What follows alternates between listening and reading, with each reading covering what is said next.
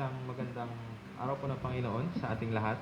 Tayo po ay nagagalak sa pagpasok ng isang buwan ng paalala sa atin ng sustenance at providential care sa atin ng Panginoon sa nagdaang 11 buwan na mahirap sa marami sa atin, no? Dahil sa hamon na hatid ng pandemiko. Ngayon tayo po ay nagagalak sa linggong ito at ating gugunitain ang itong panahon na ito, hindi lamang yung ating usual Lord's Day, kundi okasyon din ng ating pagdiriwang ng kapanganakan ng ating Panginoon. Sa buwan po ito, tayo ay magkakaroon ng isang panibagong sermon series. Ang tema po ay ang kapanganakan ng Mesiyas.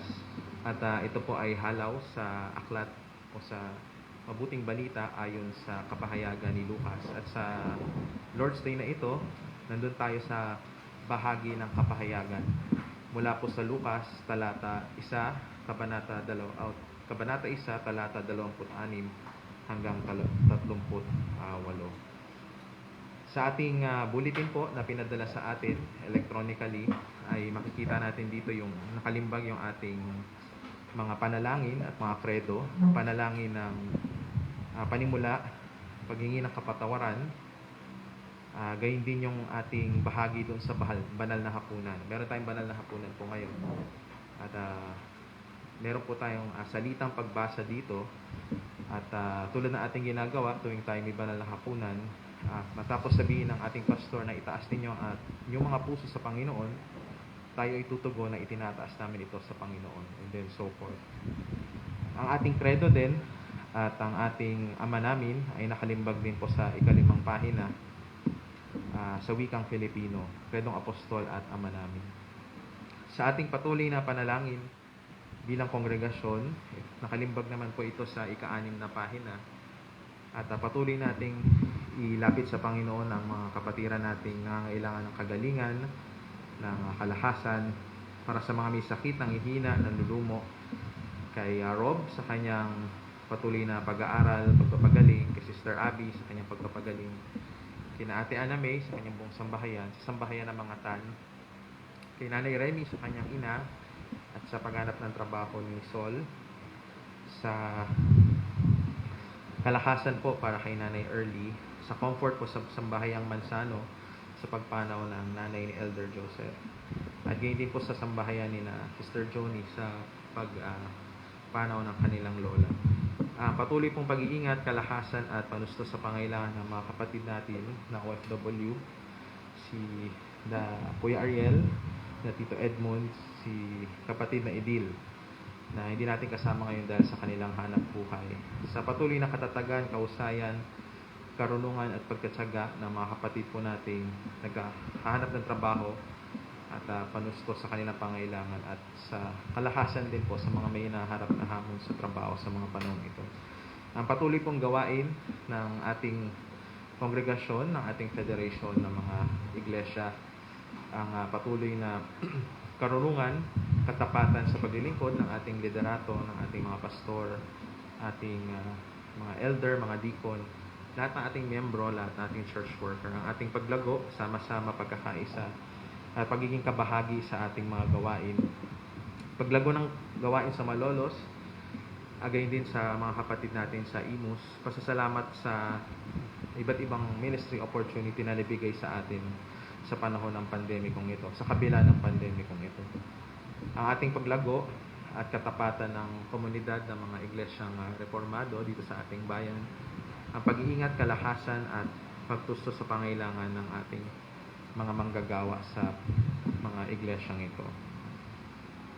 Isama natin sa panalangin ang ating tulad na ating binabanggit sa ating credo, ang isang banal at apostolikong iglesyang laganap, ang Universal Church ng Panginoon.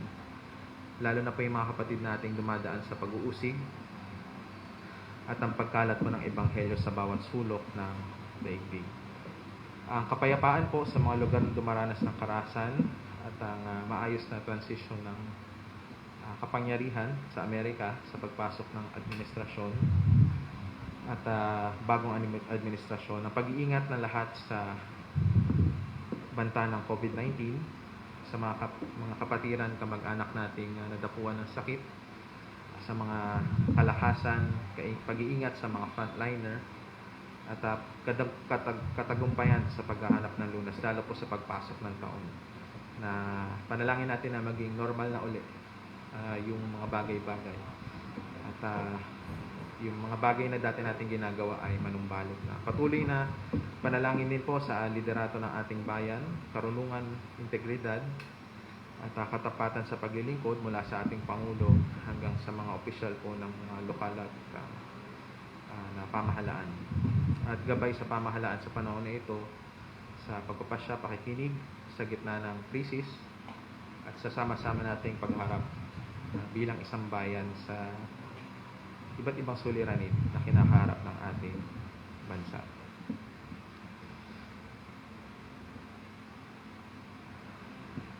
Sa ating panimulang awit, tayo po ay tumayo at sa pinrovide din ng ating Elder Carlo na kopya ng galing sa ating Psalter hymnal, kung wala po tayong dala, ay makikita po ito sa number 315, stanzas 1, 2 at 4, ang hymnong O Worship the King, O Glorious Above.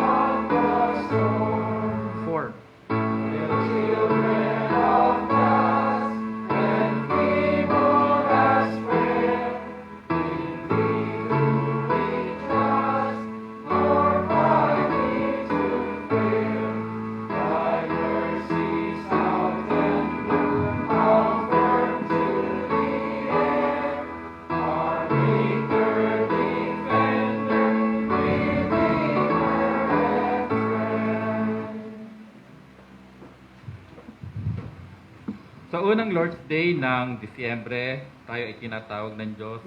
Sama-sama natin siya sambahin dito sa lugar na ito at sa hinihingi ng pagkakataon. At kasabay rin natin sa kanya-kanya mga tahanan ng ating mga kapatid na kasama natin sumasamba sa mga oras na ito. Tayo ay kanyang tinatawag. Walang gaya mo sa gitna ng mga Diyos o Panginoon na mayroong anumang mga gawang gaya ng sa iyo. Lahat ng mga bansa na iyong nilalang ay darating at sasamba sa harapan mo, O Panginoon, at ang iyong pangalan ay kanilang luluwalhatiin. Sapagkat ikaw ay dakila at gumagawa ng kahangahangang mga bagay. At ang Diyos na tumatawag sa atin sa araw nito, na siya ay sambahin sa kanyang araw ng Panginoon, sa kanya natin matatagpuan ang tulong, ang saklolo na ating kinakailangan. Ang mga mata ay sa burol ititingin. Ang ating pansaklolo ay saan manggagaling?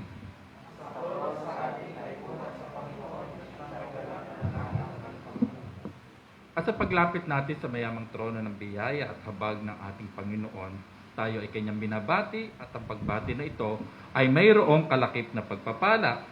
Sa lahat ninyong nasa Roma na mga iniibig ng Diyos, mga tinawag na banal, sumainyo nawa ang biyaya at kapayapaang mula sa Diyos na ating Ama at sa Panginoong Hesukristo. Tayo po ay manalangin. Makapangyarihan at walang hanggang Diyos, kayo ay laging labis na handa na makinig kaysa kami na manalangin at magbigay ng higit sa aming ninanais o nararapat tanggapin.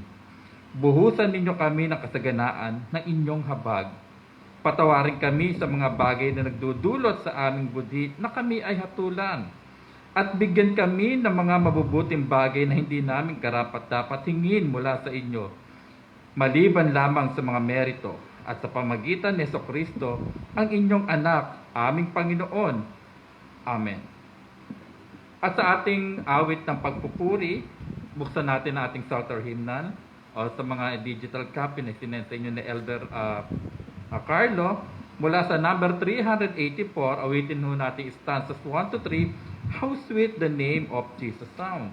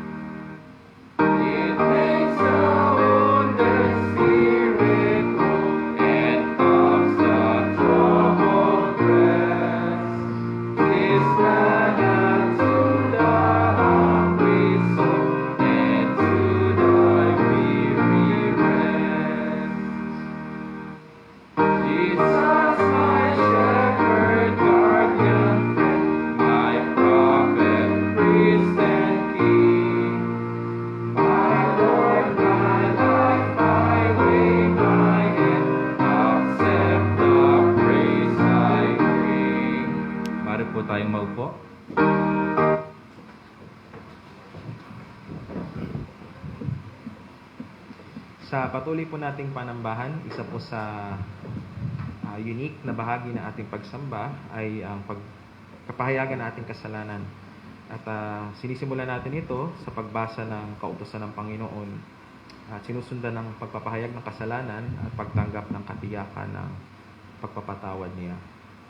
At dahil unang linggo po ng ating ng buwan, tulad ng ating kadalasang ginagawa, ay bumabalik tayo doon sa 10 utos ng Panginoon sa Lumang Tipan. Mabasahin natin ang 10 utos mula po sa Exodo, Kabanata 20, talata 1 hanggang 17. At sa pagbasa po natin ng 10 Commandments ng Panginoon, ang kanyang Decalogue, nawa po ito'y maging salamin sa atin ng ating pamumuhay. Maging paalala po sa atin ng ating pangailangan ng isang ganap na tagapagligtas na sumunod ng kautusan na ito at nagdusa pa nga ng kaparusahan nito alang-alang sa atin. At pagsilbi rin pong paalala kung paano tayo dapat mamuhay na may pasasalamat at papuri sa Panginoon bilang kanyang bayan na tinubos.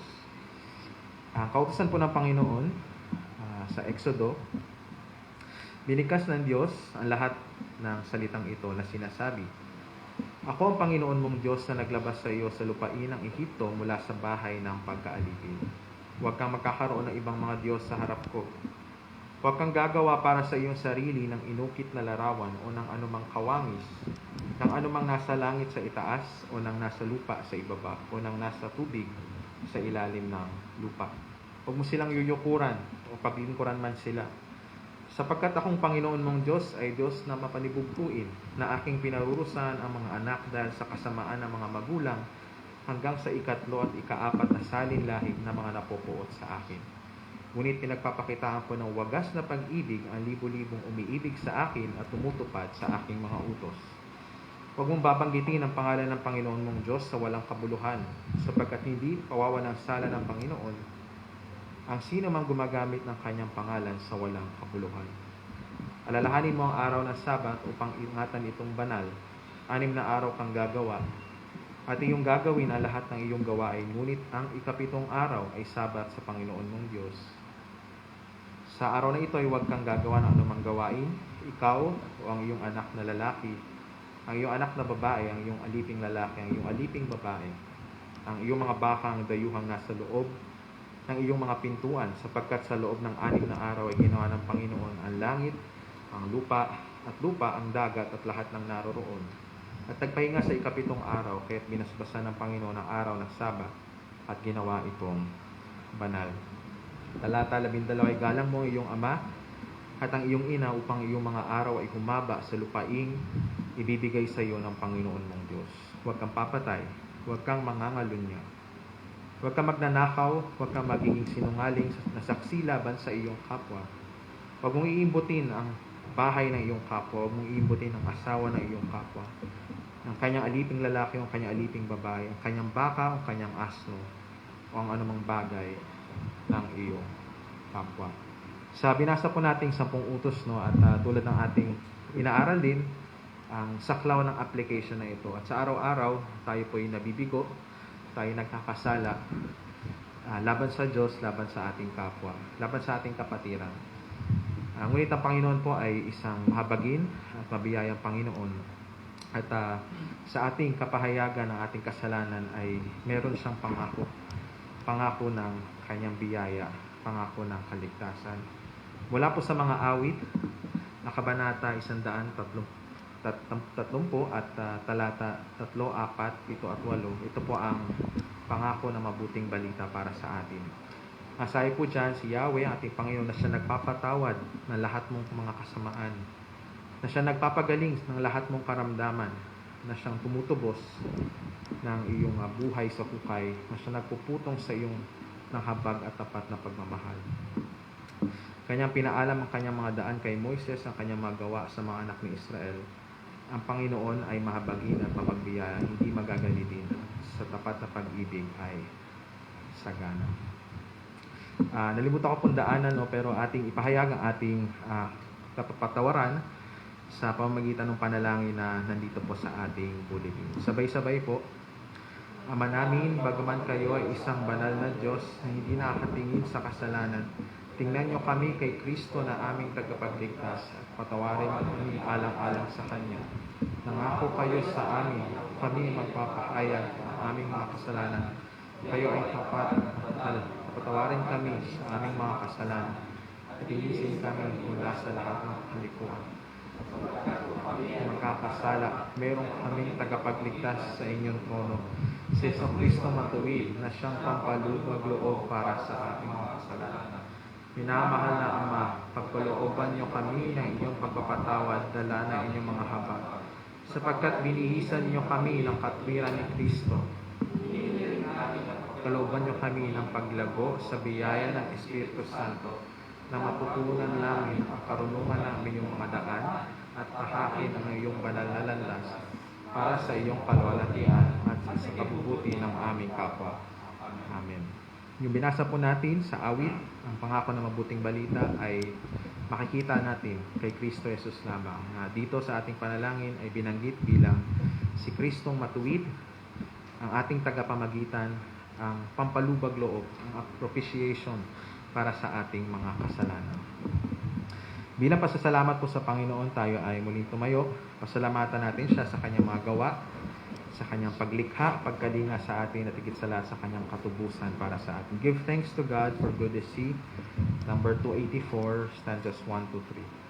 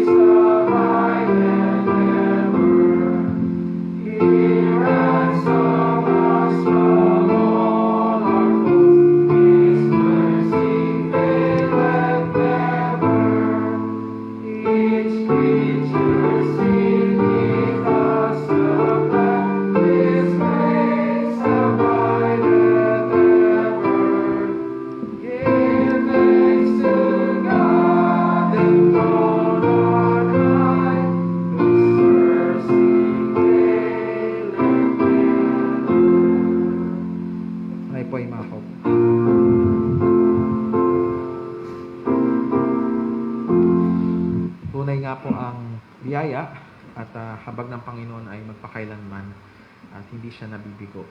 Hindi nagmamaliw para sa atin ang kanyang bayan.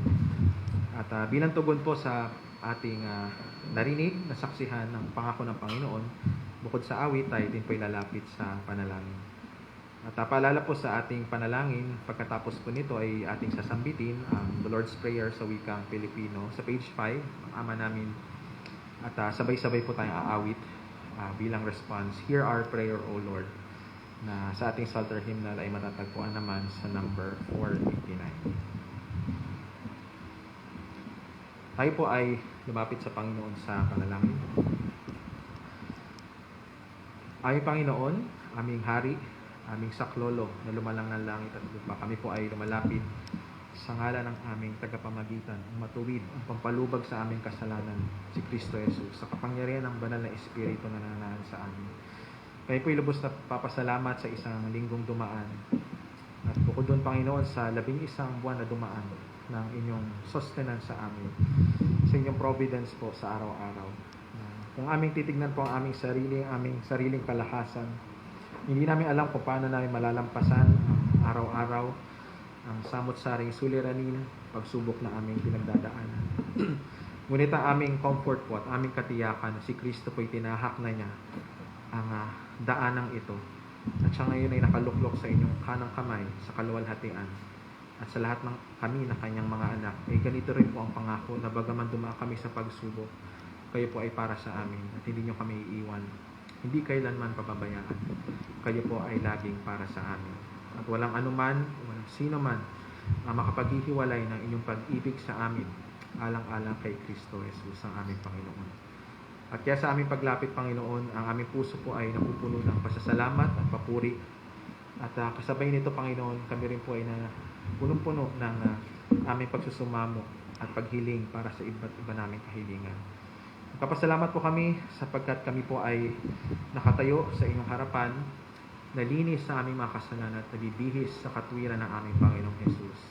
At kalakip nito, Panginoon, binigyan niyo kami ng isang panibagong buhay upang kami ay patuloy na kitilin ang aming kasalanan at mamuhay sa katwiran, sa kabanalan, sa kabuuan ng mga araw ng aming mga buhay.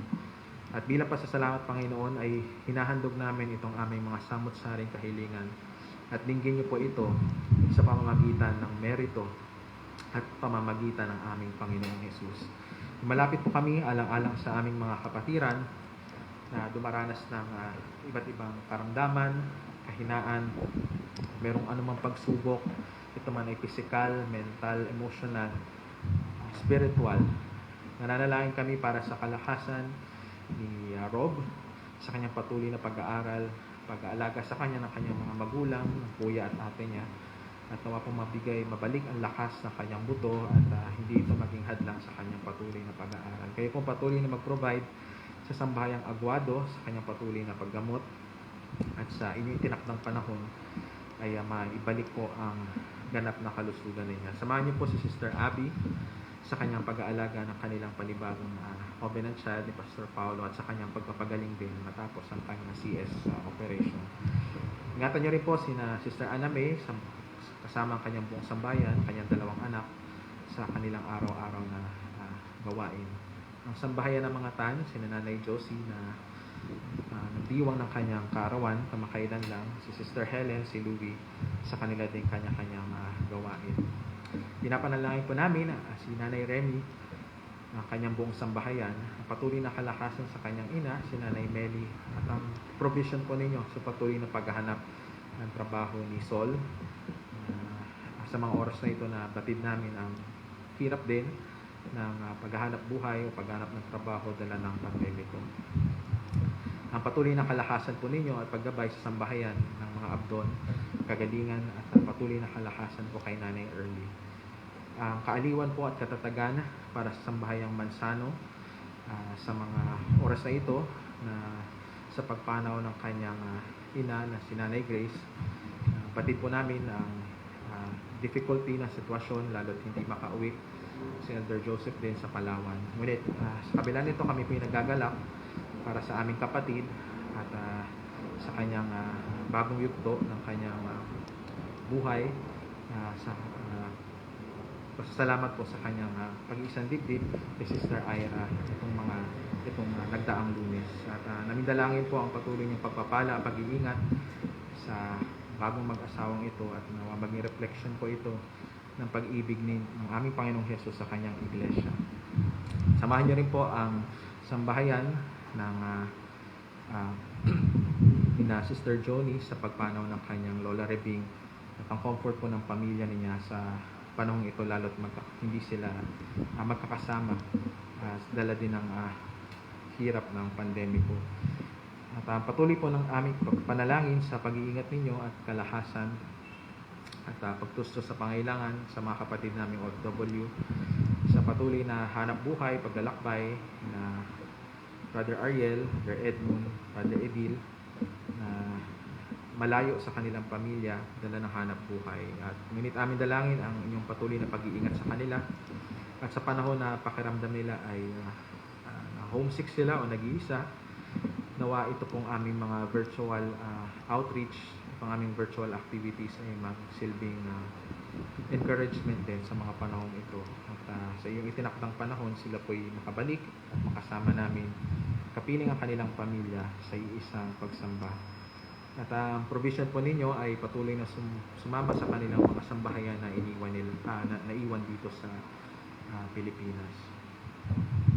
Panginoon, sa panahong ito na puno ng hamon pagdating sa hanap buhay at maraming nakakasakit, maraming nawalan ng source of income, dalangin po namin lalo po sa aming sambahayang ito, sambahayan na inyong pinili, ng patuloy na katatagan, karunungan, pagtsatsaga, lalo sa mga naghahanap ng trabaho. At meron po kami mga kasamahan na nawalan ng trabaho at patuloy niyo po silang bigyan ng kanilang mga pangailangan.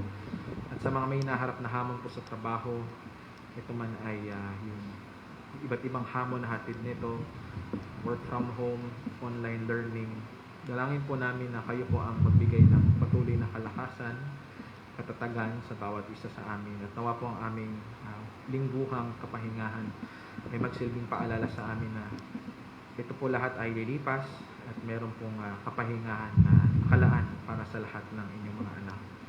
At nawa Panginoon, bigyan niyo po kami ng patience sa aming mga pinagdadaanan. At tulad po ng naipahayag sa amin ng mga nakaraang linggo, ay sa kabila ng aming pinagdadaanan, tulungan niyo po kaming palaging paggalak, manalangin ng walang patid at magpasalamat anuman ang aming pinagdadaanan, sapagkat ito po ang inyong kalooban sa amin bilang mga anak ninyo na kaisa kay Kristo Jesus. Samahan niyo po ang bawat isa sa amin sa aming kanya-kanyang vocation, hanap buhay, pag-aaral, at naway mapagtagumpayan namin ang mga hamon na ito at matapos namin ang taon na ito ng matagumpay sa aming mga bagay na ginagawa. At sa aming pagbabalik tanaw, ito po ay umapaw sa pasasalamat at papuri sa inyong pangalan dahil sa kalakasan, sa provision, sa karunungan na inyong binibigay. Kami rin po ay nananalangin para sa aming iglesia, sa lokal na iglesyang ito. Una po sa aming liderato, sa aming mga pastor, sa aming mga elder, sa aming mga deacon. At syempre po sa aming mga miyembro, sa aming mga manggagawa, lalo po sa aming mga kasamahan na hindi po nakakasama namin sa aming limited physical assembly dahil sa hirap din ng pag-travel, pag-commute. Kayo po ang humipo sa puso ng bawat isa, tawa itong aming mga lingguhang gawain at kahit iba naming mga activity din, ang aming inquirers class, book study, prayer meeting, ay magsilbi pong source ng kalakasan sa bawat isa at encouragement na magpatuloy sa kabila ng hamon na hatid nitong pandemikong ito. Dalangin po namin ang patuloy na paglago at pagkakaisa at pakikilahok sa gawain ng mga miyembro ng bawat kongregasyon. Tulungan niyo po kami sa araw-araw, baon ng salita na aming naririnig, linggo-linggo, na magpatuloy po sa paglakad sa kabanalan, sa katwiran. At patuloy po kami paalala niyo na kay Kristo kami patay na sa kasalanan at mayroong bagong buhay. At bilang pasasalamat, Panginoon, ay aming ihandog ang aming mga katawan bilang papuri at pasasalamat sa iyo dahil sa habag na aming mga tinanggap. Tulungan niyo po kami sa araw-araw sa aming pagising, sa aming paghayo, sa aming mga gawain, hanggang sa aming pagtulog. Ay ipaalala niyo po sa amin yung kasaganaan ng inyong biyaya, ng inyong pag-ibig sa amin. Na lahat ng aming suliranin man pagsubok ay kaunti pa ito kumpara doon sa dapat naming tanggapin dahil sa aming kasalanan. Ngunit sa kabila nito, kayo po ang patuloy na bilang Ama nangangalaga sa amin, dinadala kami sa mga bagay na magdudulot sa amin ultimately ng kabutihan, bagamat hindi namin nauunawaan sa araw-araw ang aming pinagdadaanan. Samahan niyo po ang aming mga kapatiran sa aming federation, sa Malolo, sa kanila ding pagbubukas ng Limited Physical Assembly, gayon din sa aming mga kapatid sa Imus at sa kanila ding mga iba't ibang mga ministry related sa MIDS, for example, na mapagpalain niyo po ito. At kami po ay nagpapasalamat din sa mga nabuksang pagkakataon sa aming iglesyang ito na makapaglingkod sa ibang komunidad. At doon po sa oportunidad na magkaroon ng outreach sa isang lugar na inyo pong pinakita sa amin. Dalangin namin po ang patuloy na pag-advance ng gawain ng reformasyon sa aming bayan. Kasama po ang mga iba't ibang lokal na iglesia na reformado sa aming bayan sa Luzon, Visayas, Mindanao ay patuloy niyo pong pagpalain ang mga gawain ito. Salamat po sa kabila ng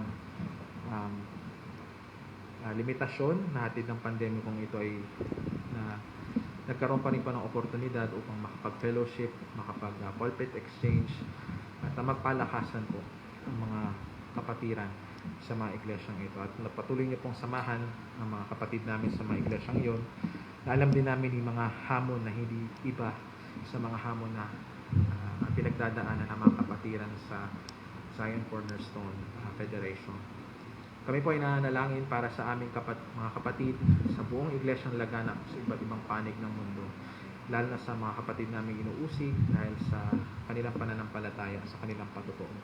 Batid po namin na bagaman ang balita ay puro tungkol sa COVID-19 o sa politics, alam namin ang persecution ng aming mga kapatid ay hindi nawala at sa ibang lugar ito pa ay lalong umigting. Kaya po kami ay nananalangin na sila po inyong pakaingatan at sa kanilang suffering. Paalala niyo po ang ginawa ng aming Panginoon. Ito po ang magbigay sa kanilang biyaya, ang kalakasan na magpatuloy at huwag sumuko. At maalala, Panginoon, na sa kabila ng kahirapan na hatid ng pag-uusig, hindi nito matatawaran ang kaluwalhatian na pinangako po ninyo sa lahat ng inyong mga anak, sa lahat ng nagmamahal sa inyo. Kami po ay nananalangin sa iba't ibang ministeryo ng mga lokal na iglesia, mga seminaryo, mga paaralan sa iba't ibang panig ng mundo at nawa ay sa pamamagitan nito ay maabot ng ebanghelyo ang bawat tribo, bawat bansa, bawat lahi at bawat wika. Kami po ay nananalangin para sa aming bayan, sa mga lugar na alam namin may tumaranas pa rin ng karahasan, tulad ng terorismo. Ingatan niyo po ang aming mga kababayan, mga kapatid sa lugar na iyon. Ang patuloy niyo pong paggabay sa bansang Amerika sa pagpasok ng isang panibago administrasyon at pag-iingat sa mga kapatid namin doon na hatid ng iba't ibang banta sa pananampalataya sa mga panahon ito.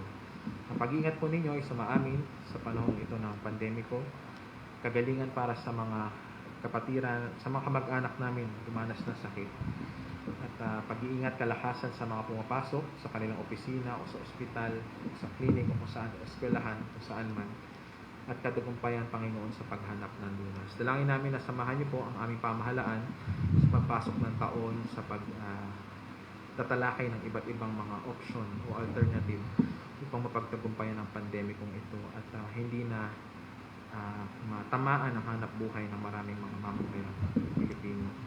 Samahan niyo po ang aming Pangulong Duterte, kanyang bise, ang aming mga senador, ang mga congressmen and women at ang mga leader sa aming mga lalawigan, mga bayan, lungsod, hanggang sa mga barangay na pagkalooban niyo sila ng karunungan, ng katatagan, integridad, na sa panahon na ito ay gamitin nila ang kanilang kapangyarihan upang pagsilbihan ang sambayan ng Pilipino. At para sa amin din po, mga mananampalatayang Pilipino, gamitin namin ang aming mga kaloob, kalakasan upang lalong pagsilbihan ang aming mga mahal sa buhay, aming mga kapatiran, ang aming kapwa, ito man ang aming kaklase, kaopisina, kapitbahay. Patuloy kaming maging asin at ilaw sa panahon ito. Panginoon, kami po ay nagagalak na kayo po ang aming Panginoon, kayo ang aming Ama, kayo ang aming Diyos. Na ano man ang mangyari, ang iyong salita ay laging tiyak at ito po ay hindi magbabago. Kayo ay para sa amin. Sa aming po paggunita ng kapanganakan ng aming Panginoong Jesus, sa aming sermon series, samahan niyo po ang inyong lingkod, ang aming pastor sa pangangaral ng inyong salita. Nawa po itong salitang ito ay maghatid ng buhay sa mga sino man ang hindi pa tunay nakaunawa o nakatanggap ng mabuting balita. At sa aming mga mananampalataya, nawa po ito'y maging paalala sa amin na mga bagay na aming madalas malimutan pasalamatan at mag-udyok sa amin na lumakad sa kabanalan at katwiran lalo sa pagpasok po ng panibagong taon. Nawa paalala niyo po sa amin ang aming tungkulin bilang mga mananampalataya at nawa ito rin ay maging patuloy na paalala sa aming tanging kaaliwan sa buhay at kamatayan sa pamamagitan lamang ng aming Panginoong Jesus. Ito po ang aming panalangin sa pangalan ng aming Panginoong Jesus, nagturo sa amin manalangin sa ganitong pamamaraan. Ama namin na nasa langit ka, sambahin nawa ang pangalan. Dumating nawa ang kaharian mo, gawin nawa ang iyong kalooban kung paano sa langit gayon din naman sa lupa. Bigay mo sa amin ngayon ang aming kakanin sa araw. Patawad mo sa amin ang aming mga utang. Gaya naman namin nagpatawad sa mga may utang sa amin. Huwag mo kaming hatid sa tukso, kundi iligtas mo kami sa masama. Sapagkat iyo ang kaharian, ang kahihan, at ang kalwalhatian, magpakailanman. Amen.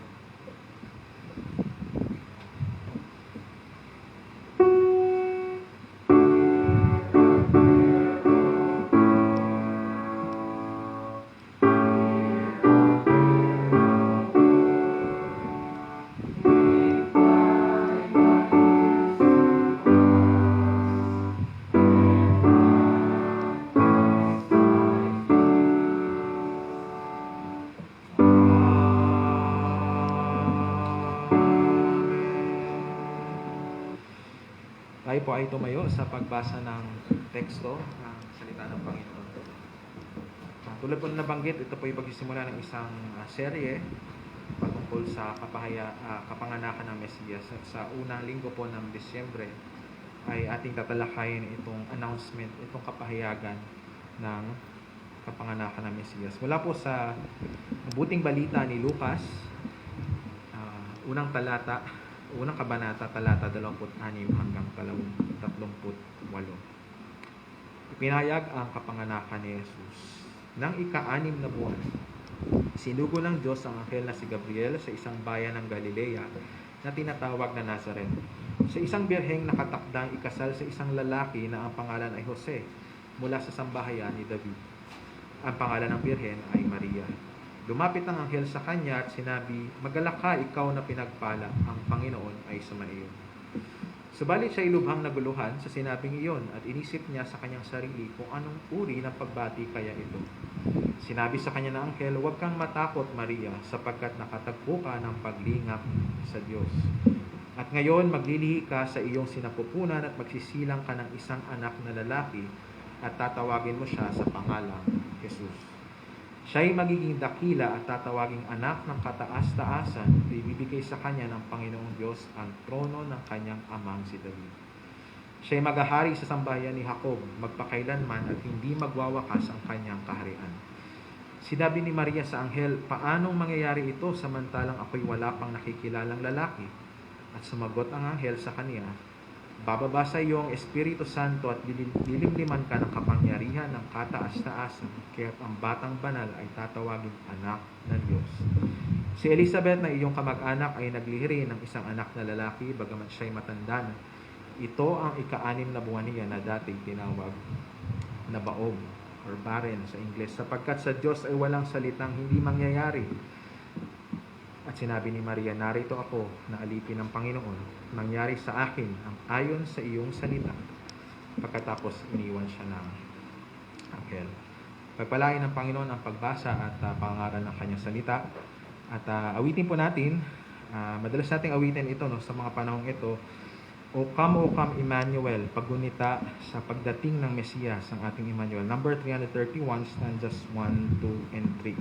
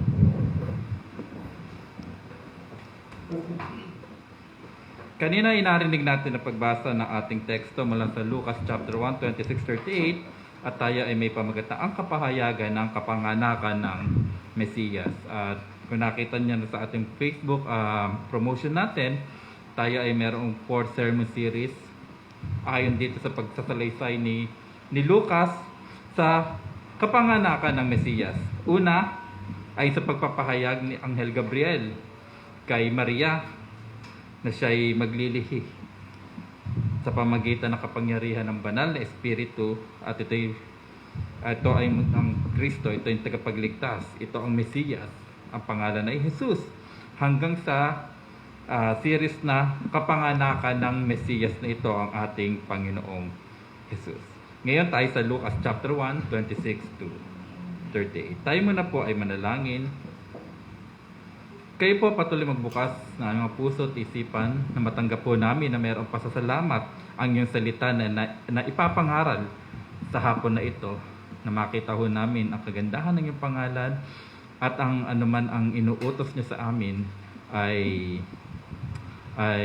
mula sa mga katotohanan na aming marinig, tulad ng binasa namin kanina sa teksto, ay tumugon din kami tulad ni Maria na kami ay inyong lingkod dahil kami ay handang sumunod.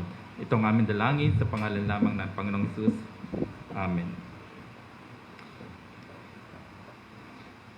Sa lecture ni Adolf von Harnack, liberal theologian, early 19th century and then later 19th century and then earlier 20th century. So kasagsagan ng liberalism at modernism sa US at gayon din naman sa Europe. At ito yung sila yung mga pasimuno kung bakit lalong lumaganap ang liberalism sa United States, dahil sila yung mga nagtuturo ng mga liberal na katuruan. Yung mga pastor na pag-aaralin sa Europe ay nai-impluwensya nito nila Harnack. Kaya pagdating nila, pagbalik nila sa Amerika, ay itong mga pastor na na-train, naturuan, sila naman yung magtuturo ng liberalism na tinuturo nito mga German at mga Swiss theologians. So, in the early 20th century, pag binasa natin ang kasaysayan sa Kristyanismo sa Amerika, ito yung mga mabibigat na bakbakan ng mga tinatawag na mga conservative, ito yung tinatawag natin ng mga fundamentalist at yung mga liberalist. Itong si Adolf von Harnack, a German theologian, liberal theologian, noong late 18th, 19th century at earlier 20th century. Meron siyang isang lecture sa University of Berlin. At ang pamagat ng kanyang lecture ay, What is Christianity? Na later on, ito naman yung response ni Gresham Machen doon sa kanyang libro na Christianity and Liberalism. Dahil para kay Machen, yung Christianity na tinuturo ng mga liberals, hindi ito Christianity. Kaya nag-response siya na Christianity and Liberalism. Dito sa lecture na ito sa University of Berlin ni von Harnack na may title What is Christianity, ay later on ito ay na-publish na isang libro, ay meron siya mga binitawan na patungkol doon sa pananalita, patungkol doon sa virgin birth. Hindi na niya ito gaanong diniscuss dahil doon sa panimula pa lang na discussion niya ay binaliwala niya na ito. Para sa kanya, wala nitong sense tong virgin birth na to. Kasi ito ay isang ordinaryong conception lamang ng si Jesus Christ ay nabuo ng relasyon ng isang lalaki at babae. Kaya ito'y dapat i-dismiss kasi siya ay ipinanganak na kagaya mo at kagaya ko. Kaya yung mga kapanganakan ng mga kilalang mga bayani, mga kilalang tao sa kasaysayan, hindi na binabalikan yung kanilang birth kasi it's an ordinary birth. Kaya kay von Harnack, ay wag na natin pag-usapan yun ng virgin birth kasi ordinary conception lamang yan tulad dun sa iyo at tulad dun sa akin. Ito kanya sinabi, yung dalawang ebanghelyo, itong nagtala ng kapanganakan na ating Panginoong Jesucristo, si Mateo at si Lucas, ay sabi niya ay nagtotoo na naglalaman ng panimula ng kasaysayan ng kapanganakan ni Jesus. Ngunit pwede na natin yung baliwalain dahil wala naman yung kabuluhan sa ating pag-aaralan dahil ito isang mahaba series of lessons. Kahit nga yung mga evangelist na ito ay hindi na binalikan pa ang kasaysayan na iyon doon sa buong sulat nila. Kahit si Jesus ay hindi na niya rin binalikan yung kanyang kapanganakan. Wala na siyang nabanggit na siya, ako'y pinanganak ako through the conception sa pamagitan ng banal na espiritu. Kahit ang pinakamatandang tradisyon ay walang alam sa mga kwento patungkol sa kapanganakan ni Jesus. As we know, mga liberals, they don't believe doon sa mga extraordinary na pangyayari. Ang lahat ay maipapaliwanag ng science. Ang lahat ng nasa Bible ay maipapaliwanag ng reason. Hindi man binalikan na muli ni Mateo sa accusation ni Von Harnack, hindi man binalikan na muli ni Mateo at Lucas ang hindi ordinaryong kapanganakan ni Jesus, ay hindi nangangahulugan na wala na itong saysay o hindi na dapat tanggapin bilang katuruan. Dahil ang kapanganakan ng ating Panginoong Jesus, ang ating Mesiyas, sa isang dalaga o birhen, sa kapangyarihan ng banal na espiritu, dahil ito ay nagpapatotoo lamang doon sa sinasabi sa lumang tipan patungkol sa pagkapanganak ng Mesiyas. Too much concentrated doon sa historical Jesus, but nalilimutan natin dito, the birth of our Lord Jesus Christ ay in-anticipate ito sa Old Testament. Kaya hindi lang doon sa historical Jesus tayo. Ano ba yung sinasabi rin sa lumang tipan sa paghahanda ng Mesiyas, ang tagapagligtas, ang Kristo. Dahil ito lamang ay nagpapatotoo sa plano ng Diyos ng pagliligtas na sinasaad sa lumang tipan at gayon din naman bilang isang pangyayari sa kasaysayan. Halimbawa na lang kung hindi totoo ang virgin birth through the conception sa pamagitan ng banal na espiritu, marami tayong mga propesiya sa Old Testament ang mababaliwala natin, hindi na natin lalagpasan na natin. Halimbawa na lang doon sa Isaiah chapter 7:14 at dito sa text na ating binasa, bagamat hindi direct na nag-quote si Luke dito, pero iyon nasa isip ni Luke. Dahil si Luke ay siya magaling magkwento, kaya hindi na niya madalas niya ginagamit na i-quote pa from the Old Testament, kundi ipinapasok niya na doon sa kanyang mga kwento yung ano yung nilalaman sa Old Testament. Di tulad ni Mateo na si Mateo ay direct niya na sinasabi sa aklat ni Propeta Isaiah.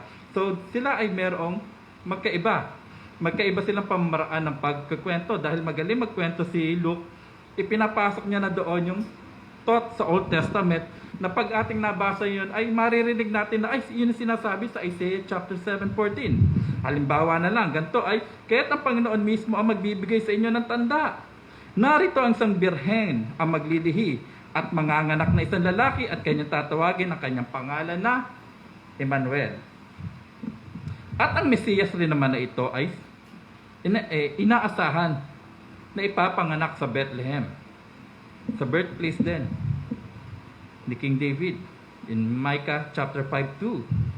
Ngunit ikaw, Bethlehem sa Ephrathah, na maliit upang mapabilang sa mga angkan ng Huda, mula sa iyo ay lalabas para sa akin ang isa na magiging pinuno ng Israel, na ang pinagmulan ay mula ng una, mula ng walang hanggan.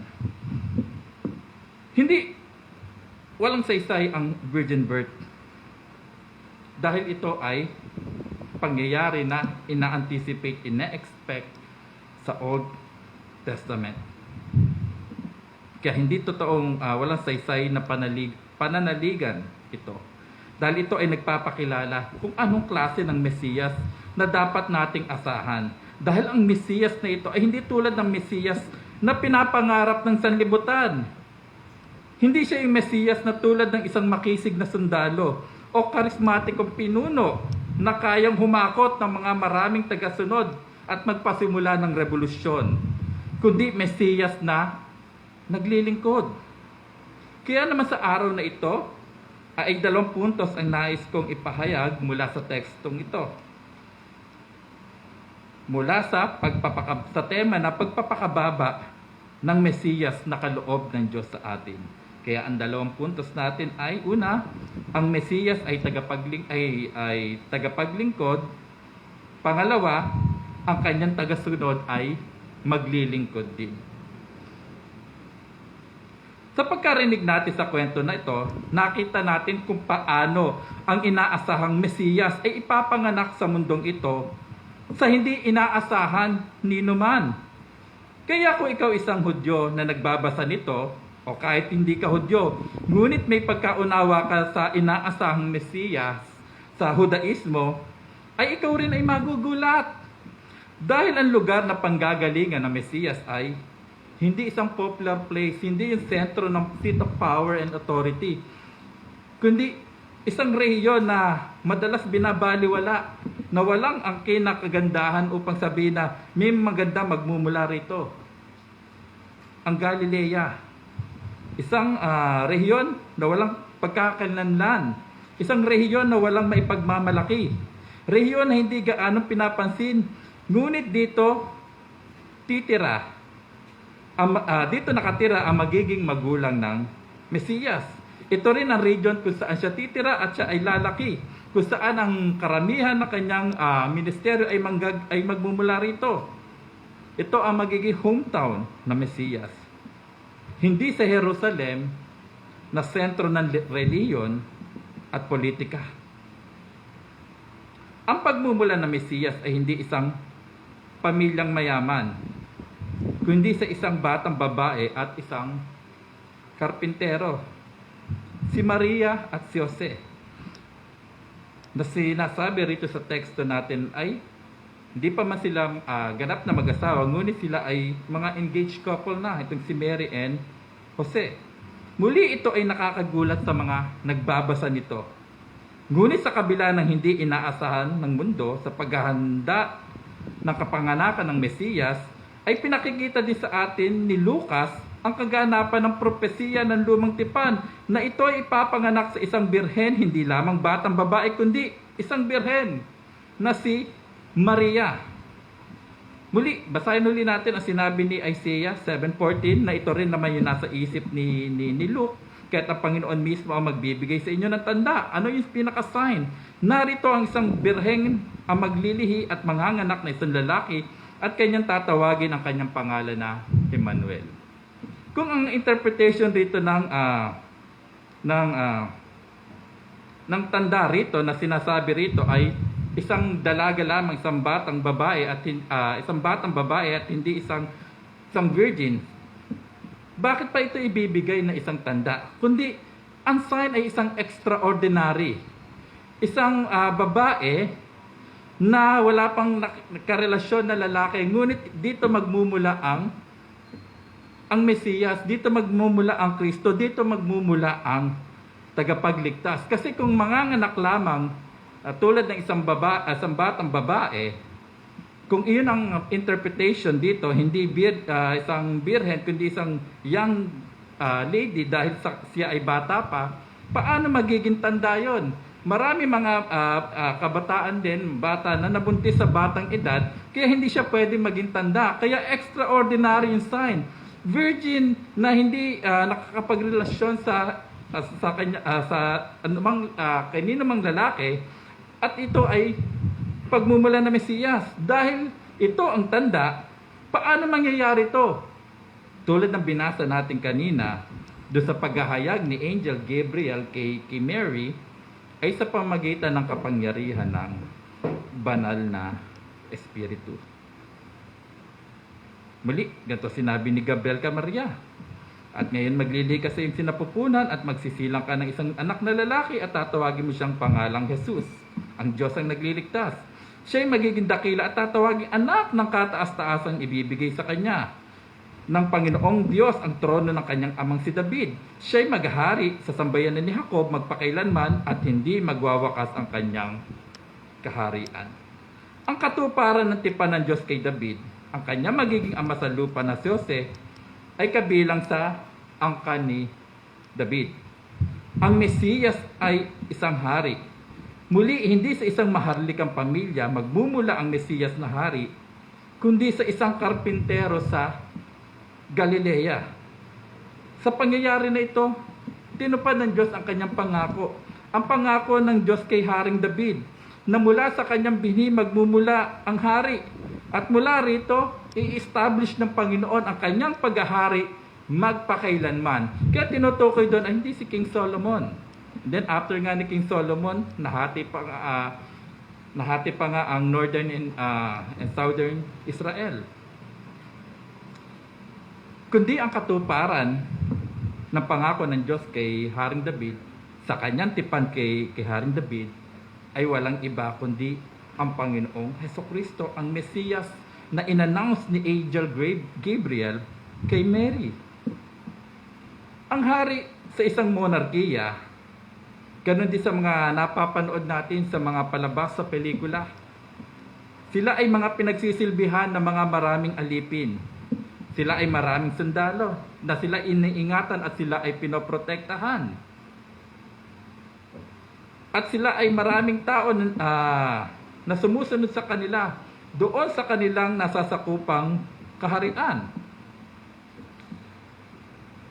Pag narinig natin ang gantong hari, ay hindi tayo nagugulat.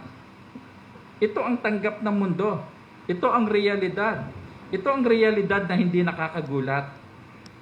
Ngunit hindi ang hari na ipinangako sa ngunit hindi itong hari na ipinangako sa lumang tipan. Dahil ang hari na ipinapangako sa lumang tipan, ang Mesiyas, ay hindi dumating upang paglingkuran, kundi siya ay dumating upang maglingkod. Kaya, ang plano lagi ng Diyos always strange sa atin. Laging hindi kung ano yung gusto ng mundo, kundi laging pasalubong, pasaliwa kung ano ang gusto ng mundo. Kaya, ang pagdating ng Mesiyas ay hindi sa inaasahan ng mundo kasi hindi ito yung kanyang kaisipan.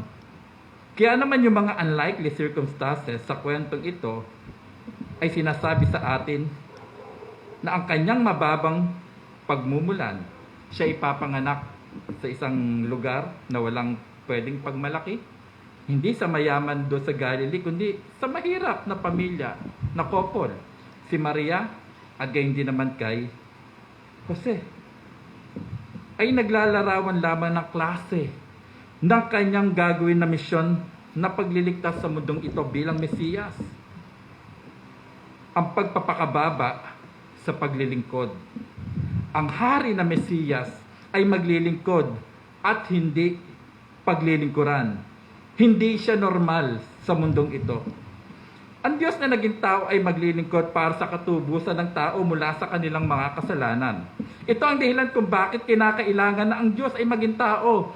Dahil sa kasaysayan nagsimula ang punong problema ng tao, ang kasalanan. Dahil si Adam ay isang historical figure, so definitely we need a historical figure to redeem us from that sin.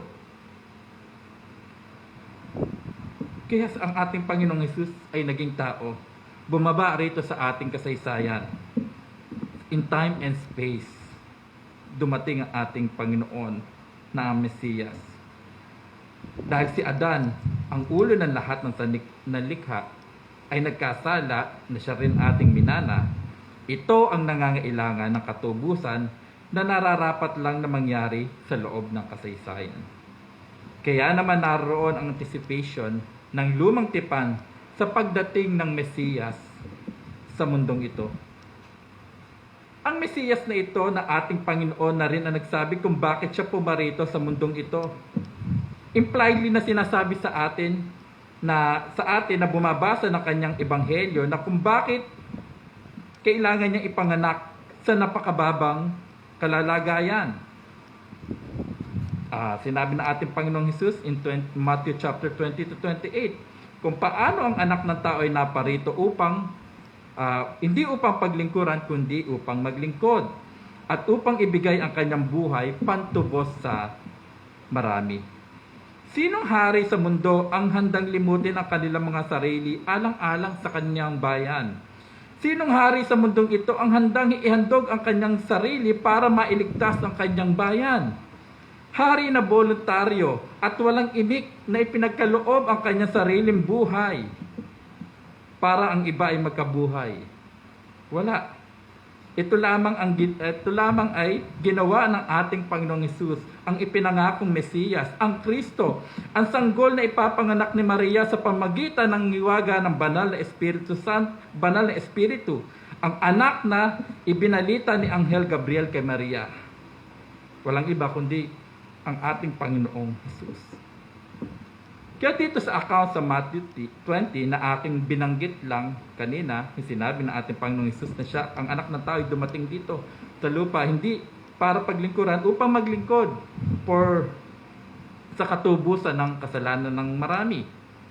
Binanggit dito bago tayo dumating doon sa sinabi ng ating Panginoong Hesus na yun sa Matthew chapter 20, ay una niyang sinabi sa kanyang mga disipulo ang pagpapakababa. Dahil akala nila ang paghahari ni Jesus ay isang glamorous at isang political na paghahari. Kaya ang maging hari at kapangyarihan na kaloob ng hari sa kanyang mga pinili ay isang kadakilaan. Kaya nga nung lumapit ang mother ni James and John, lumapit sa kanila kasi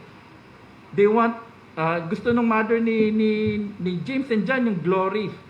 Doon na makaupo sa kanan at kaliwang kamay ni Jesus pag siya ay naghahari na. Yung napakaganda kasi noon. Napakalaking kapangyarihan ang meron sa isang hari na inappoint doon sa kanyang kanan at sa kaliwang kamay. Ngunit sa kaisipan na iyon ng mga disipulo, hindi yun ang paghahari at hindi yun yung glory na nasa isipan ng ating Panginoong Hesus. Kaya ipinaliwanag sa kanila ng ating Panginoong Hesus, dahil ang nasa isipan nyo ay yung glory, na tulad ng glory ng isang hari dito sa lupa, pero dinisappoint sila ng ating Panginoong Hesus. In Matthew chapter 20, 25-27, alam ninyo na ang mga pinuno ng mga hintil ay nangingibabaw sa Panginoon sa kanila, at ang mga dakila sa kanila ay gumagamit ng kapangyarihan sa kanila. Pero hindi dito ang paghahari ng ating Panginoon, dahil hindi maaari magkagayon sa inyo, kundi ang sino man sa inyo na nagnanais maging dakila ay kailangang maging lingkod ninyo. At sino man sa inyo na nagnanais na maging una ay kailangan maging alipin ninyo. So hindi na naman ito yung pinaka-ine-expect ng mundo. Hindi ito yung glory na ino-offer ng mundo. Kundi yung sinasabi rito ng ating Panginoon Jesucristo, ang tunay na karangalan, ang tunay na glory ay hindi sa definition ng world, kundi nasa humility, sa pagpapakababa, sa opposite na ino-offer ng mundo. At sino maggugusto maging alipin ng lahat? Sino ang mas gugustuhin na magpapakababa para paglingkuran? Ikaw ang mag-sacrifice para sa iba. Hindi yun ang hinahanap ng mundo, at hindi rin yun ang ino-offer ng mundo. But ang paghahari ng Diyos ay hindi tulad ng paghahari sa mundong ito. At ang glory na meron sa Kanya ay hindi yung glory na tulad sa mundong ito. Kaya gusto niya ng glory, be servant of all. Kung gusto niya ng glory, maging huli kayo. Exactly opposite sa dinidesire ng mundong ito. Ito ang inaasahan sa lahat na nakakaunawa sa biyaya ng Panginoon kay Kristo Jesus. Kaya naman dito sa tala ni Luke ay makikita natin ang pagpapakababa ni Maria sa harapan ng Diyos. Nang dumating ang balita patungkol sa magandang biyaya ng Diyos na sa Kanya ipapanganak ang Mesiyas na hinihintay ng mundong ito. Ganito ang sinabi ni Angel Gabriel kay Maria. Magalak ka, ikaw na pinagpala, ang Panginoon ay sumasa iyo. Huwag kang matakot, Maria, sapagkat nakatagpo ka ng paglingap ng Diyos.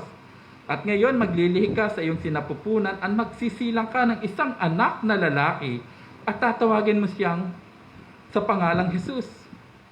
Dahil ang Diyos ang magliligtas. Siya ang tagapagligtas. Siya'y magiging dakila at tatawaging anak ng kataas-taasan at ibibigay sa kanya ng Panginoong Diyos ang trono ng kanyang amang si David. Siya'y maghahari sa sambayanan ni Jacob magpakailanman at hindi magwawakas ang kanyang kaharian. It should make Maria proud. Magkakaroon siya ng badge ng pride kasi kung sa kasaysayan ng pagliligtas ng Diyos, she's better than Abraham, she's better than Jacob, she's better than fathers in the Old Testament.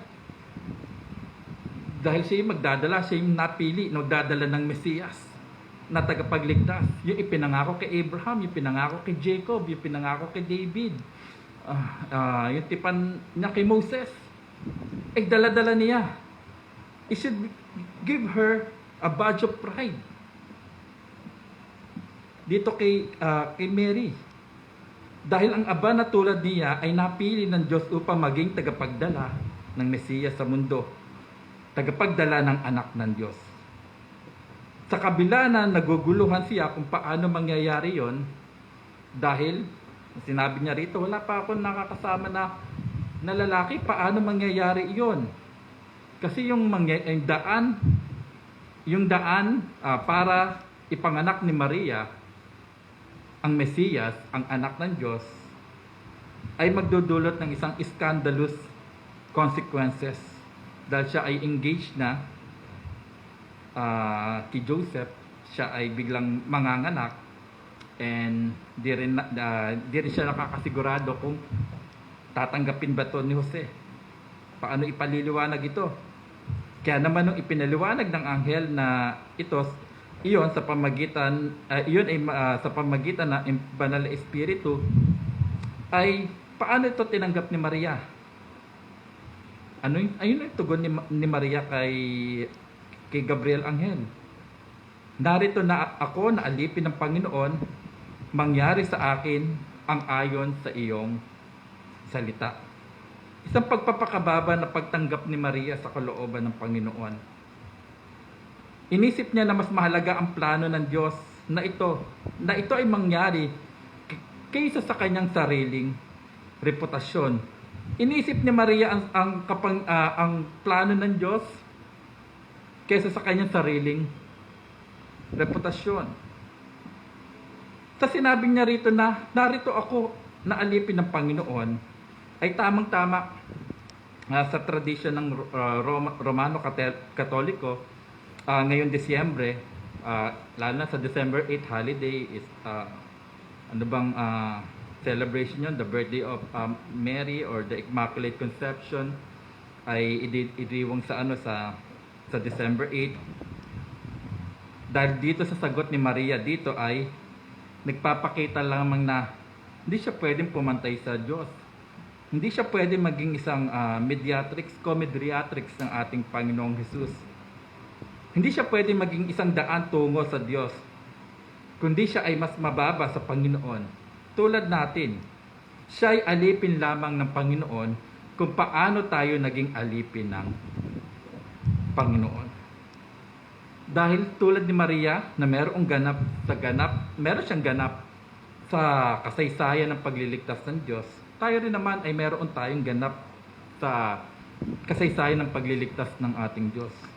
Dahil sa ibinigay sa atin na atas na ating ipangaral ang mabuting balita, maging disipulo ang lahat ng bansa, at inuutusan din tayo sa iglesia na magbautismo sa pangalan ng Ama, ng Anak at Espiritu.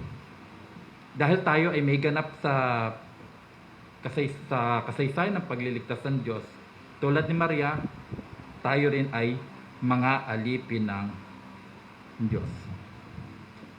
Naunawaan ni Maria na hindi ito nararapat magdulot ng pagmamataas ang kanyang role sa kasaysayan ng pagliligtas ng Diyos, kundi tanggapin na may pagpapakumbaba at handang paglingkuran ng Panginoon.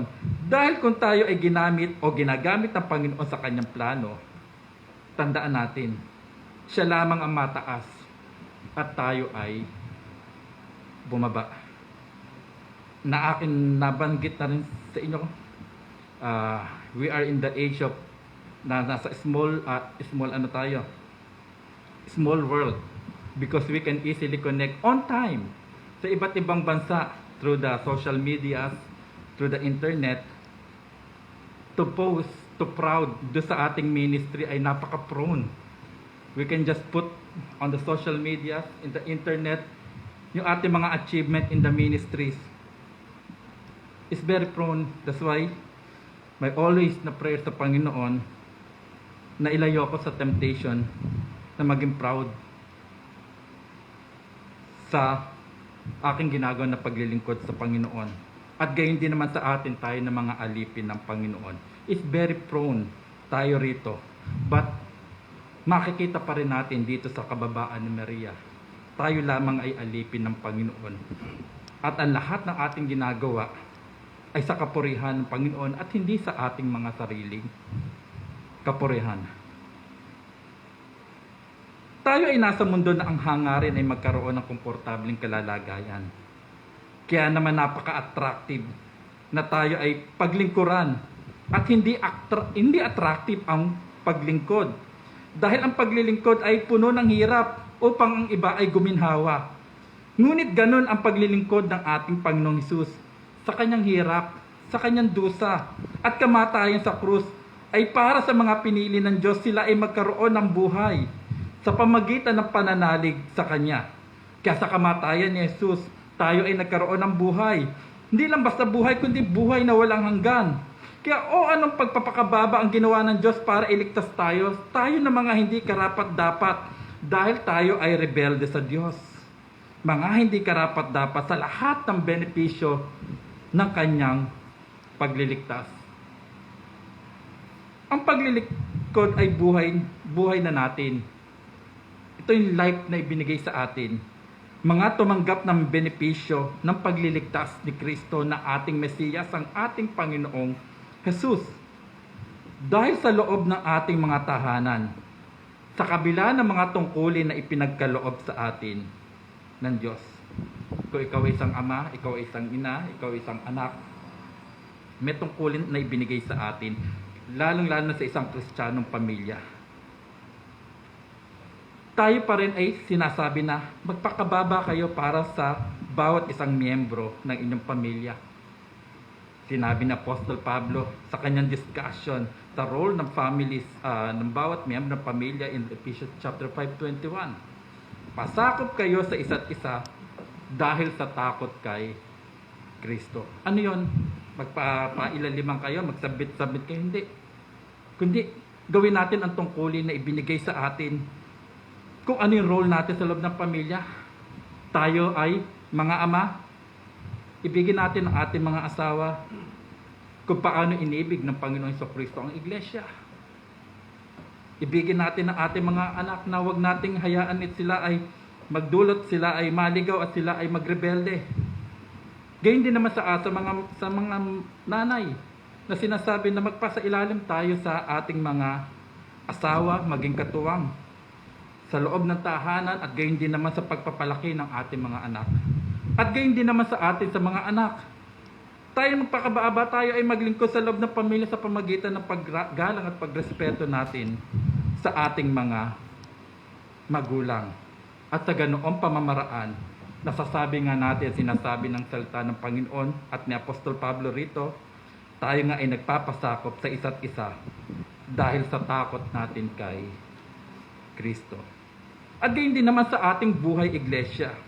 Tayo ay magpakababa para sa bawat isa na sa gayon ay mapaglingkuran natin ang bawat isa. Tayo ay makapagministeryo sa bawat isa sa atin. Ganito rin sinabi ng Apostol Pablo sa mga taga-Galatia 5:13, sapagkat kayo mga kapatid ay tinawag sa kalayaan, subalit huwag lamang ninyong gagamitin ang inyong kalayaan bilang isang kadahilanan para lamang sa laman, kundi sa pamamagitan ng pag-ibig ay maging alipin kayo ng bawat isa. Maging alipin kayo ng isa't isa. Na we are much willing na tayo ay maglabas kaysa tayo ay tumanggap. Alang-alang sa kapakanan ng bawat isa. We are very much willing. Nakalimutan natin yung ating mga karapatan para lamang sa alang-alang ng bawat isa sa ating mga kapatid sa pananampalataya. Ito ay dahil tulad muli na sinabi ni Apostol Pablo sa mga taga-Galatia in 2:20, ako'y ipinangakong kasama ni Kristo at hindi na ako ang nabubuhay, kundi si Kristo ang nabubuhay sa akin. At ang buhay na ikinabubuhay ko ngayon sa laman ay kinabubuhay ko sa pamagitan ng pananampalataya sa anak ng Diyos na sa akin ay nagmahal at nagbigay ng kanyang sarili dahil sa akin. Mga kapatid, tayo ngayon sa tradisyon natin ng iglesia ay nasa Advent season. O natawag natin first Advent. Para ma-differentiate natin sa second Advent or the second coming of Christ. And it will be a forever debate whether to celebrate the Advent or Christmas or not. Pero mahalaga alam natin na mayroon tayong Mesiyas na nahan sa gitna natin, namatay, inilibing, sa ikatlong araw ay nabuhay muli at umakyat sa langit. Kung alam natin na mayroong Kristo na umakyat sa langit, panghahawakan rin natin ang kanyang mga sinabi na siya ay nasa lupa, na siya ay muling babalik. Kaya alam natin na mayroon tayong hinihintay na bumalik. Ang Mesiyas na ito nagsabi na siya ay muling babalik. Siya na pisikal na umakyat sa langit. Kaya ang Pasko na ating sineselebrate, whether you don't celebrate it, pero ito lamang ay nagtuturo sa atin na mayroong Biyernes Santo. Ito lamang Biyernes Santo na ito ay nagtuturo sa atin na mayroong Pasko ng pagkabuhay. Na nagtuturo sa atin sa pag-asa na mayroon tayo sa hinaharap, na tayo rin ay bubuhayin muli sa muling pagbabalik ni Kristo. Every year ay like ko ito nakakwento, siguro ay iba sa inyo ay natatandaan, alam na ito. Nung ako ay nagtatrabaho sa, nag-aaral sa Japan, ako ay nag-part-time student sa isang fast food. Totally, mga nandoon ay walang kilala, hindi nila alam kung sino si Jesu Cristo. And then, Christmas season na, pinatutugtog na yung mga Christmas jingles sa mall. They don't have any idea kung ano ba tong Christmas na ito. Alam lang nila na Christmas ay tungkol sa pagde-date. Kaya lumapit sa akin isang Japanese friend, totally no religion. Kasi pag sinabi niya, are you a Hindu? Are you a Buddhist? Are you a Taoist? Wala siya nasabi. No.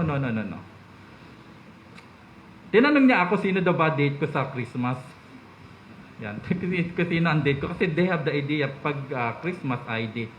And eksakto dumating naman yung, pumasok naman yung Christmas ng Sunday. And because of that, because the world celebrates Christmas, then the opportunity comes to share why we celebrate Christmas. Ang sabi ko, sa church ako pupunta. And bakit? Because itong Christmas na to, i-explain ko, kapanganakan ni Kristo, siya yung Diyos na aming sinasambra every Sunday sa church. And then, narinig niya in the name of our Lord Jesus Christ. Nakatama, nanlaki na lang yung mata niya na, parang talaga, really? And then, share about our Lord Jesus Christ. You see, whether you don't celebrate Christmas in December 25 or you don't have any celebration at Advent season, you see kung paano pa rin mga pagkakataon na ito, ginagamit ito ng Panginoon to point this celebration to our Lord Jesus Christ. Kaya ano ba yung sinasabi ng ating Panginoon Kristo? Be wise as a serpent and gentle as a dove. Sa bawat pagkakataon, gawin natin ito ng mayroong katalinuhan. Whether nagpatuloy ba siya sa kanyang narinig sa akin na pananampalataya, patungkol kay Kristo, nagpatuloy ba siya sa pananampalataya, siya ba'y nag-6 later? I don't know. And I'm praying na nag-continue siya mag-seek sa ating Panginoong Heso Kristo. That's why as we celebrate Christmas, we don't celebrate it as how the world celebrates it. Again, the word of our Lord Jesus Christ. Ang laging dadating sa atin, be wise as a serpent and gentle as a dove. Tayo po ay manalangin. Salamat amin dakilang Diyos sa inyong salita na amin narinig sa pamagitan ng pag-announce ninyo ng kapanganakan ni Kristo ng Mesiyas kay Maria at kung paano nyo ihinanda ang kapanganakan dito sa mundo ng hari ng mga hari, ang Mesiyas, ang tagapagligtas At pinasimulan nyo ito hindi sa isang mataas, isang glamorosong panimula, kundi doon sa napakaabas, doon sa pinakababang kalalagayan. Hindi sa mga inaasahan ng mundo, dahil ang daan ninyo, Panginoon, hindi yung daan ng mundo. Hindi yung gusto ng mundo, Panginoon. Kaya sa paghahanda nyo po, Panginoon, sa kapanganakan ng Mesiyas, 2,000 na ang taon na nakakaraan, ay patuloy na pinapaalala sa amin ito na hindi kami taga-mundo rin. Kung ano yung glamorous sa mundong ito, hindi yun ang glamorous namin, Panginoon. Kung ano yung glory na ina-achieve, gusto ng mundo na ito, hindi yung glory, Panginoon, na aming hinahabol. Dahil ang aming mga paningin ay wala sa mundong ito, kundi nasa eternity. Kaya araw-araw, Lord, help us, palakasin yung aming pananampalataya to always fix our eyes sa eternity, Panginoon, at hindi rin kami masilaw sa glory na ino-offer ng mundong ito. At dahil alam ho namin ang aming hari, ang aming Mesiyas, ang Panginoon ay pinanganak sa napakaabang kalalagayan hanggang siya'y mamatay. Ay gayon din nyo kami tinatawagan, Panginoon, na kami ay maging alipin ninyo at maging alipin ng bawat isa ng aming mga kapatid sa pananampalataya, at lagi kaming mabuhay, Panginoon, na mayroong pagkababa dahil kami, Panginoon, ay naka-attach sa inyong bugtog na anak na si Kristo Jesus, na naglingkod sa lahat. Kaya naman sa araw na ito, siya ay aming pinaglilingkuran. O salamat, Panginoon, sa inyong salita every Lord's Day na aming naririnig, na nagno-nourish sa aming mga physical at sa aming mga spiritual na katawan, na tanging makukuha lamang namin sa tuwing kami ay mag-assemble every Lord's Day. Kaya through the preaching of the word, always sustain us, Lord, ng iyong biyaya. And sa pagkatapos ng aming pangangaral ng inyong salita, ay kami rin naman ay nagpapasalamat sa inyo dahil isa-sustain nyo naman kami, Panginoon, sa pamagitan ng inyong salita at ng inyong na sakramento na ibinigay nyo sa amin sa Lord's Supper, na gagamitin nyo na to continue to nourish our spiritual bodies, Lord. Kaya salamat to aming takilang Diyos, to aming panalangin sa pangalan lamang ng Panginoong Jesus. Amen. Tayo ngayon ay nasa selebrasyon ng banal na hapunan. Kaya sa inyo na mga nagpapahayag ng inyong mga kasalanan at sinisiguraduhan to ng inyong pananampalataya kay Kristo, ang pangako ng ating Panginoong Hesus, tayo ay makakasiguro. Kung sino man ang kumakain ng aking katawan at umiinom ng aking dugo ay mayroong buhay na walang hanggan, at kailanman ay hindi na hahantong pa sa kahatulan. Dahil ng gabi na ipagkanulo ang ating Panginoon, kinuha niya ang tinapay at ipinagpasalamat ito at pinagputol-putol at sinabi, kunin ninyo, kainin, ito ang aking katawan na pinagputol-putol para sa inyo, gawin ninyo ito bilang pag-alaala sa akin. At sa gayon din namang pamamaraan, kinuha niya ang kopa at sinabi, ito ang kopa ng bagong tipan sa aking dugo. Gawin ninyo ito, inumin nyo rin, at bilang pag-alaala sa akin. Habang nananatiling mga tinapay at alak ang mga ito, itong mga banal na elementong ito ay nagiging pakikiisa natin sa katotohanan na hinahayag nito na walang pag-aalinlangan, na tayo ay may kagalakang nananalig, na tinatanggap natin ang mga pagkain ito, na ito nga ang katawan ng ating Panginoong Hesus na napako sa krus at ang kanyang dugo na nabubo doon.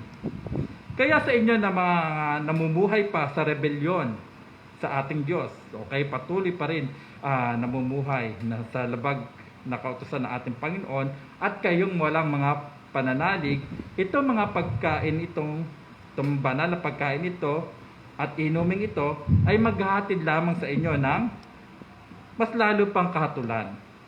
At kung hindi nyo pa ipinapahayag na si Jesucristo at hindi nyo pa ninanais na mamuhay sa ilalim ng kanyang mabiyayang paghahari, amin ho kayo pinaalalahanan na huwag muna makibahagi sa salo-salong ito. Ngunit kung kayo nga ay nagsisisi at nananalig, kayo'y inaanyayahan sa banal na salo-salong ito, Hindi dahil kayo ay nararapat sa inyong mga sarili, dahil kayo ay binihisan ng perpektong katuwiran ni Kristo. Kaya wag nating hayaan ang ating mga kahinaan o kahinaan ng inyong pananampalataya o inyong kabiguan sa inyong buhay Kristiyano para hindi kayo makibahagi sa salo-salong ito. Ito ay pinagkaloob sa atin dahil sa kahinaan ng ating mga pananampalataya at dahil din sa ating mga kabiguan. Na sa gayon, mas lalong lumago ang ating pananampalataya sa pamagitan ng pagkain natin sa katawan at dugo ni Hesukristo. At tulad nga na ipinangako ng salita ng Panginoon, ay kanya ipinagkakalob sa atin ang kanyang paglingap.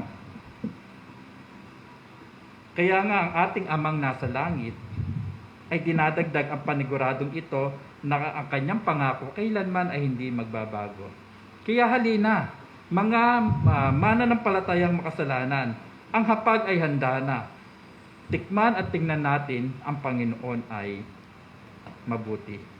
Tayo po ay manalangin.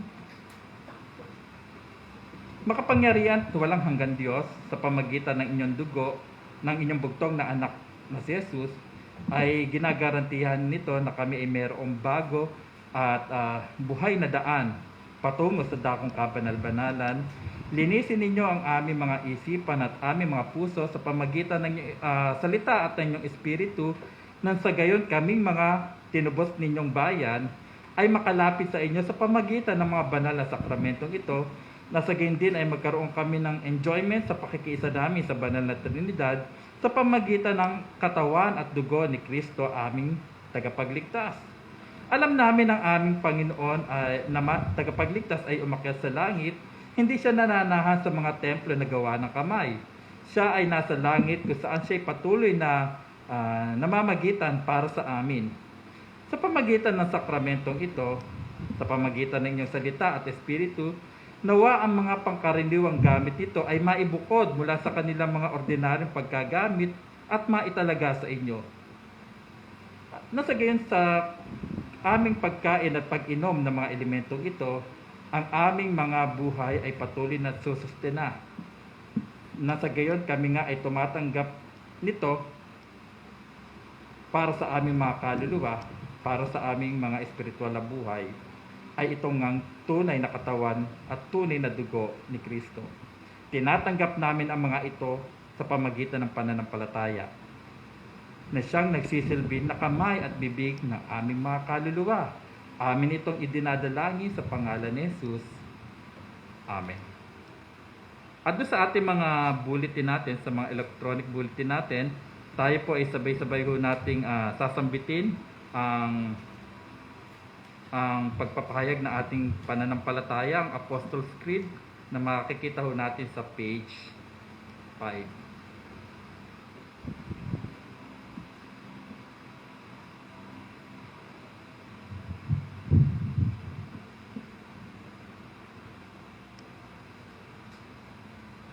Sabay-sabay po tayo. Sumasampalataya ako sa Diyos Amang makapangyarihan sa lahat, na lumalang ng langit at lupa, at kay Hesukristo na bugtong na anak niya at ating Panginoon. Siyang ipinaglihi sa pamagitan ni Espiritu Santo at ipanganak ni Birheng Maria. Nagdusa sa ilalim ng paglilitis si Poncio Pilato. Pinako sa krus, namatay at inilibing. Siya ay bumaba sa impyerno. Sa ikatlong araw siya ay nabuhay na muli mula sa mga patay. Umakyat siya sa langit at naluklos sa kanan ng Diyos ang makapangyarihan sa lahat. Mula roon siya ay paparito upang hukuman ang mga buhay at mga patay. Sumasampalataya ako sa Espiritu Santo. Sumasampalataya ako sa banal na iglesyang pangkalatan, sa kapulungan ng mga banal, sa kapatawaran ng mga kasalanan, sa huling pagkabuhay ng katawan, at sa buhay na walang hanggan. Amen.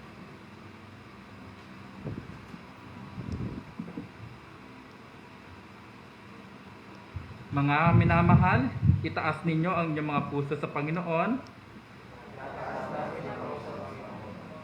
Magpasalamat tayo sa Panginoon. Kaya mga kapatid, tayo ay tumungo sa hapag na makalangit ng ating Diyos at tanggapin natin ang mga kaloob na ito ng Diyos para sa ating mga kaluluwa. Sa pamagitan ng pangako ng Diyos, ang tinapay at alak na ito ay para sa atin, ang katawan at dugo ni Kristo.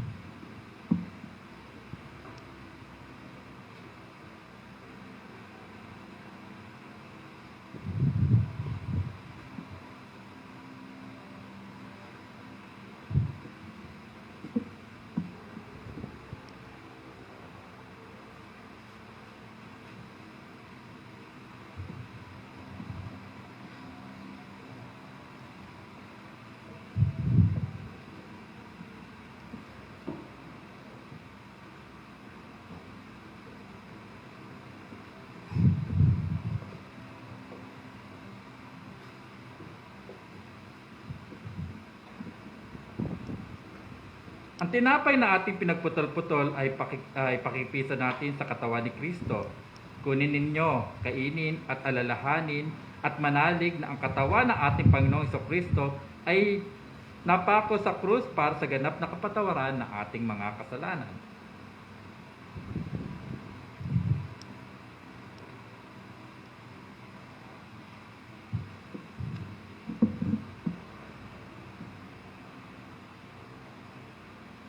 Ang kopa ng pagpapala na ating pinagpala ay pakipisa natin sa dugo ni Kristo. Kunin ninyo, inumin nyo lahat yan. Alalahanin at manalig na ang mahalagang dugo ng ating Panginoong Kristo ay nabubo para sa ganap na kapatawaran ng ating mga kasalanan.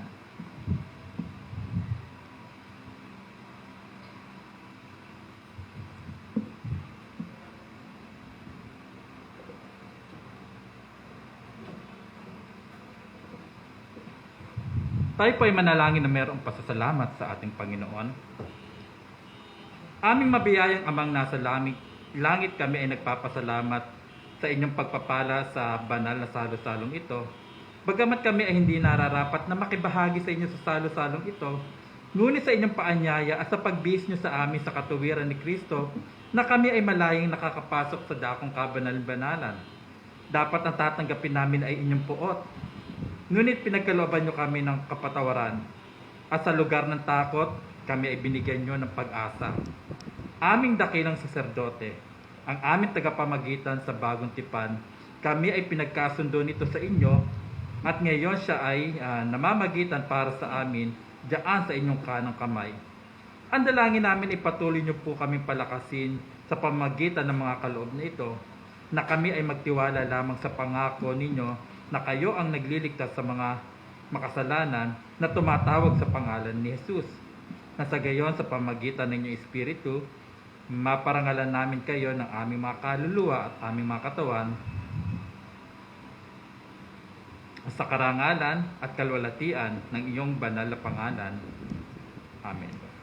Tayo po ay tumayo at sa pag-awit po natin ng awit ng pagtatalaga, ay ito ay pinapahayago natin ang pagtatalaga natin ng ating mga sarili sa ating Panginoon bilang handog na buhay mula sa 386. Basahin ay awitin ho natin stanzas 1, 2, 3. How vast the benefits divine.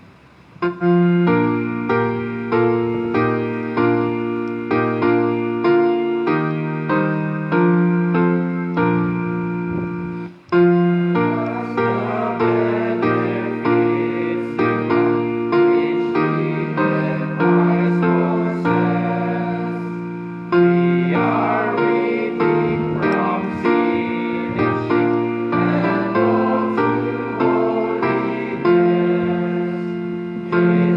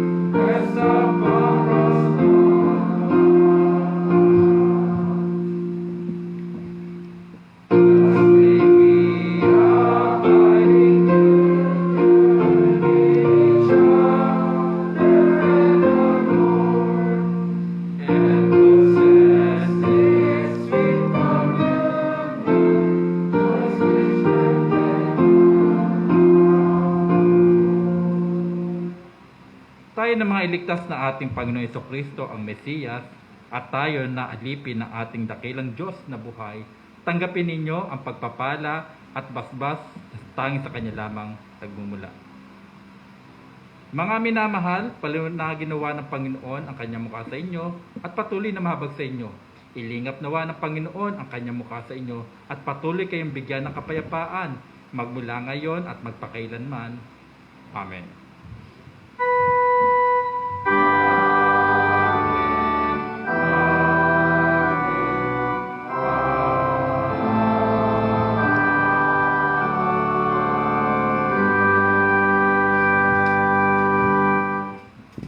Tayo po muna imapo at mga announcements pa po ng ating Elder Albert.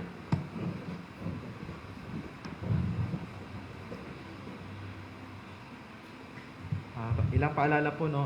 Una, tayo nagpapasalamat sa Panginoon sa isang pagkakataon na nakapag Lord Supper ulit tayo. At tulad ng ginawa po natin noong Nobyembre, magkakaroon tayo ng 2 beses na Lord Supper sa isang buwan upang mabigyan ng pagkakataon yung iba nating mga kasamahan na makadalo rin physically at makatanggap ng sakramento ng katawan at dugo ng ating Panginoon.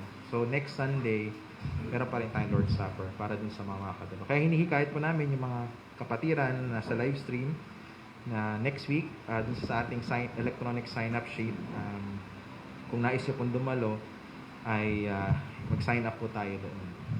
Pangalawa po, napansin nyo po no, wala yung ating usual offering kasi bilang pag-iingat din ang ating offering muna for the time being will be online. So naka-provide po sa ating bulletin yung online account na ginagamit natin sa church. So patuloy po nating suportahan ang ministry ng ating simbahan sa pamamagitan ng ating pagkakaloob bilang pasasalamat din sa Panginoon.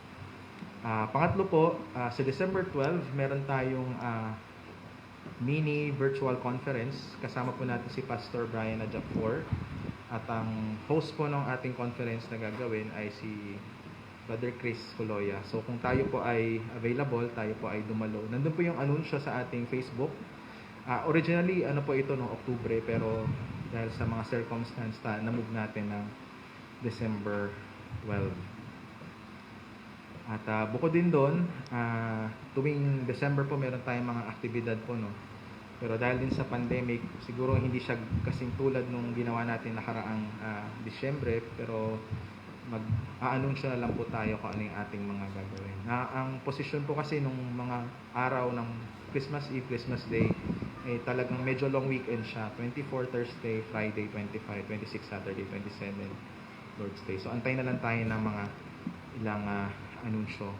Pang-apat po, patuloy natin ipanalangin ang ating mga kapatid, yung mga nakalimbag po dito sa ating bulletin.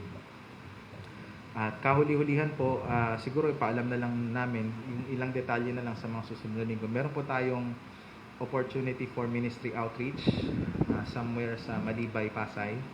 And idulog lang po natin sa panalangin sa Panginoon kung paano po ito magiging, paano natin siya gagawin at yung tagumpay po ng gawain na iyon. Ayun lamang po at maligayang araw po ng Panginoon sa ating lahat.